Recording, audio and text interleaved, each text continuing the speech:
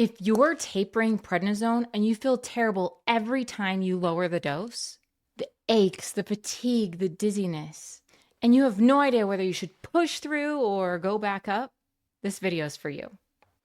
Here's what most people get wrong. The problem isn't just that you may be tapering too fast. The real problem is that there are 3 completely different reasons why you can feel bad during a taper. And they each require a totally different response. Most people are just guessing, and guessing wrong can keep you stuck for years. Today I'm going to show you exactly how to tell the difference so you can finally make a confident decision instead of white-knuckling through symptoms that might actually be telling you something important. And if you're thinking, I've already tried everything that works, that's exactly what the prednisone warriors say to me before they finally understand what's happening. I also made a free printable prednisone taper chart for you. Over 7,000 prednisone warriors have already downloaded it, and you can grab it free at the first link below. This matters right now because your doctor has maybe 7 minutes with you before he leaves, and they don't have time to tell you this. I'm Dr. Megan, the prednisone pharmacist. I'm a board-certified doctor of pharmacy and third-generation pharmacist. And I've taken high-dose prednisone myself, and I know what it feels like to be in that taper trap, miserable space. And I call what I'm about to share with you the restoration framework, understanding what prednisone disrupts in your body so we can restore it. And here's what we're going to cover today. It might look a little complicated right now, but by the end, you'll understand exactly what all of this means and how to proceed. Here's how I want to reframe this for you. You've been told maybe by your doctor, maybe by Google, that if you feel bad when you taper, it means you went too fast and you need to go back up. That's not wrong, but it's a little bit incomplete. And incomplete advice may be almost as dangerous as no advice at all. Because here's what's actually happening. When you lower your prednisone dose, your body can be responding to 3 completely separate things. And the action you take depends on which one it is. Think of it like this. If your car makes a noise, you don't just put gas in it and hope for the best. You figure out what kind of noise it is first. Is it the engine, a tire, running out of fuel? The sound tells you what to do. Your symptoms during a taper are similar to that. So the first reason you might be struggling is because your disease is flaring. We want to keep these things in balance. I hear from women with a disease called PMR who say, every time I get below 8 milligrams, the same shoulder pain comes back within 48 hours. I'm terrified that this means I'll be on prednisone forever. That fear is real, and here's the mechanism. When prednisone was prescribed, it was doing a specific job, suppressing the inflammation of your condition. So if your underlying disease isn't fully under control, like if there's a little simmer of the flame still burning, if the inflammation's still there but quieted by the medication, reducing your dose far enough can make it come back and make that forest fire start up again. The clue is specificity. If what you feel is the same symptom or very similar to what sent you to the doctor in the first place to start your prednisone prescription, the same shoulder stiffness, the same difficulty breathing, that's your disease, not something else. So the most important principle here is your disease controls the pace of your taper, not the calendar, not some textbook medical reference. You have to work with your doctor before reducing again. Reason number 2 is called glucocorticoid withdrawal. Sounds big and scary, right? This is the one that can surprise people the most. Margaret, a prednisone warrior I heard from recently, said, I dropped from 6 milligrams to 5 milligrams and felt like I'd been hit by a truck. My doctor said, that's normal, push through, but I had no idea what normal even meant anymore. Margaret was almost certainly experiencing what the medical community calls glucocorticoid withdrawal syndrome. And according to the brand new 2024 Joint Clinical Guideline from the Endocrine Society, this can affect between 40 to 67% of people tapering off of prednisone. That potentially means more than half of the people watching this video right now. So what does this withdrawal feel like? Joint pain, muscle aches, bone-deep fatigue, mood swings, disrupted sleep. And this is how it happens. Prednisone is a powerful anti-inflammatory medication. Your body adjusts to receiving it every day. When you lower the dose, even just a little bit, your body notices. It's like a room that's been heated by a furnace. When you turn the furnace down, the room takes a minute to get cold before finding its new temperature. Tapering is also a little bit like landing a plane. You can't just cut the engine. You have to descend gradually. Let all of the instruments adjust and give the plane time to respond to each change before making the next one. Withdrawal symptoms are real and uncomfortable, but they are not dangerous or life-threatening. For some people, they begin to improve 3 to 5 days after adjusting your dose, but not for everyone. The 2024 guideline is also clear. If withdrawal symptoms are severe, it's appropriate to step back up to your last tolerated dose and slow down. That's not failure, that's precision medicine.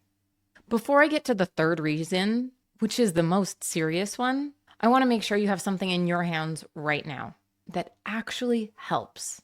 I made a free printable prednisone taper chart. It walks you through what a safe taper looks like, step by step.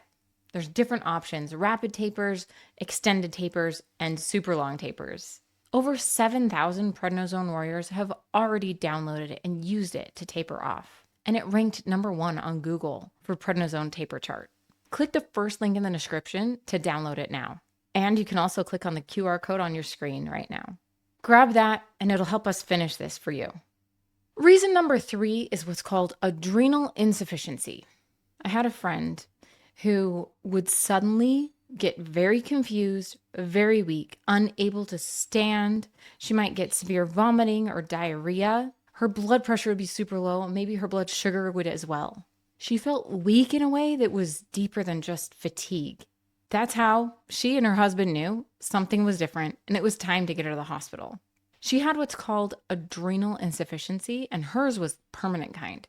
Prednisone can cause a temporary kind, and so here's how that happens. There are 2 small glands that sit upon your kidneys, and they're responsible for making cortisol every day. Cortisol is what gets you out of bed in the morning, handles stress, regulates your blood pressure, and keeps your blood sugar stable. But when you've been on prednisone for a long time, your adrenal glands get the message. We're not needed anymore. Time to go on vacation. The cortisol is coming from the outside in the form of the prednisone pill. So they quiet down, they go dormant, they go on an extended vacation. Now, the 2024 Endocrine Society guideline clarified something critical here and explains why the 5 milligram dose is such a turning point. Your body naturally produces the equivalent of 5 milligrams of cortisol every day when you're not on prednisone. That's called your physiologic dose. Above 5 milligrams is called supraphysiologic. And above that point, you can taper fairly quickly. But once you reach the zone around 5 milligrams, between 4 and 6 milligrams, your adrenal glands have to start waking back up and taking over. And that transition from taking cortisol replacement to making cortisol on your own can take time, and every single person is different. That's why the drop from 5 milligrams to 4 milligrams feels so different from every other step before it. It's not your imagination, it's physiology. If you're stuck there in the taper trap between somewhere around 5 milligrams, you don't have a willpower problem. You have an adrenal gland that's been on vacation and needs time to come back to work with an email inbox of thousands of emails unread before they can start tackling any work, right? Let me give you a practical decision framework so you can know how to respond when you're tapering and maybe not feeling your best. Tier 1, normal discomfort. Some achiness, fatigue, mild mood changes for a few days after lowering your dose. This is likely withdrawal syndrome. Give it 3 to 5 days. If it's manageable and improving, stay at the new lower dose and let your body adjust. Tier 2, warning signs. You need to call your doctor. Symptoms lasting more than a week, inability to function, dizziness when standing, or your original disease symptoms returning. Step back up in dose, slow down the taper, and work with your doctor to fix the pace. This is precision medicine, not failure. It can really feel like failure, but it's not. Tier 3 are red flags where you need to seek immediate care. This is the most important. Severe vomiting that you can't stop, diarrhea that you can't control, extremely low blood pressure, or an inability to stay upright. These are potential signs of adrenal crisis. Your body simply does not have enough cortisol to function, and it needs intervention now. That means an ER visit, possibly a hydrocortisone injection, IV fluids. Do not wait. This is also why the 2024 guideline recommends what they call sick day rules. During any taper, if you have a surgery, a serious infection, or major trauma, your body probably needs extra steroid. Always tell every doctor and provider that you're taking prednisone. You could even ask your doctor about carrying a steroid emergency card or notification tag, a little necklace, medical alert bracelet. Now, the part of the 2024 guidelines that I was personally most excited about was finally an answer to how do I know if my adrenal glands are waking up? We don't have to guess anymore. They gave us a clear-cut yes or no, proceed or don't proceed, red, yellow, and green. Once you're down between 4 to 6 milligrams, your doctor can order what's called a morning serum cortisol test. It's a simple blood draw taken between 8 a.m. and 9 a.m. after skipping your prednisone dose for 24 hours. If you get a result that's above 10 micrograms per deciliter, your adrenal glands have likely recovered. Yay! It's generally safe to stop.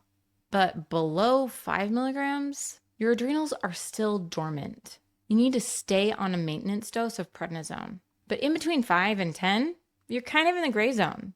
Basically, we need to continue for a little bit longer, give your adrenal glands more of a chance to recover, and then retest in a few months or weeks. Adrenal recovery is not a light switch. It's a sunrise. It's gradual. It slowly happens over time. And it's hard to know exactly where on that sunrise you are. For those of you who are already at this stage, between 4 and 6 milligrams of prednisone, and wanting to actually check on your adrenal health, and it takes forever to get an appointment with your doctor, I put together a cortisol clarity kit that combines this morning serum cortisol test with Nutrinizone, the supplement that I specifically formulated to support nutrition and adrenal recovery while taking prednisone. The link is in the description if that's where you are in your journey. Now you have the framework, 3 different causes, 3 different ways to proceed, and a clear way to tell the difference. For the first time, a blood test that can actually prove that your adrenals have recovered. This is what I mean by the restoration framework. Understanding what prednisone disrupts so that you can restore it, step by step, with evidence, not guesswork. If you haven't grabbed the free prednisone taper chart yet, it's the first link in the description. You can take it to your next appointment and discuss with your doctor. Now, here's the next question I hear from prednisone warriors all the time. Once they understand why tapering is so hard, I've been stuck at exactly 5 milligrams for months, sometimes years, and I cannot get lower no matter what I do. Why? Is there anything you recommend, Dr. Megan? That's a whole separate story, and honestly, one of the most important ones I've ever made. I break it down completely in the next video. Click here to watch it now. You can feel like yourself again. That's what we're working toward together. Signing off as Dr. Megan, your prednisone pharmacist.